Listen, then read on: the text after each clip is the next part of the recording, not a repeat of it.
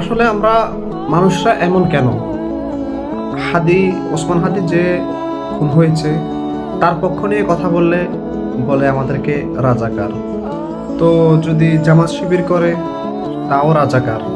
তো আসলে ন্যায় ইনসাফের পক্ষে কথা বললে তাও রাজাকার। তো আসলে বুঝলাম না রাজাকার মানে কি, আসলে রাজাকার কাকে বলে? রাজাকাররা আসলে কি করে এটা তো বুঝি না। তো আপনার একটা জিনিস দেখেন, বাংলাদেশের প্রথম সারির যত শিক্ষিত লোকজন আছে সবাই কিন্তু হচ্ছে যে তার মানে রাজাকার। কারণ বাংলাদেশে আপনার ঢাকা ইউনিভার্সিটি বলেন, চট্টগ্রাম ইউনিভার্সিটি বলেন, বুয়েট কুয়েট চুয়েট ডুয়েট এভরিথিং যেখানে দেখেন না আপনি, সব জায়গাতে ভালো ভালো সারির লোকেরা হচ্ছে যে আপনার জামাত এবং শিবির, তারা সবাই রাজাকার। তো সবাই তো দেশে থাকার অধিকার নাই। এমনকি ধরেন ডক্টর মিজানুর রহমান আজারি, আহমদুল্লাহ, দেলোয়ার হোসেন সাইদি যারা ছিল সবাই, তার মানে সবাই রাজাকার। মানে যারা ন্যায় ইনসাফের পক্ষে কথা বলবে, ভালো কথা বলবে, সবাই রাজাকার। আসলে আপনাদের সুবুদ্ধির উদয় কখন হবে, এটা আসলে আমার একটা প্রশ্ন আপনাদের কাছে।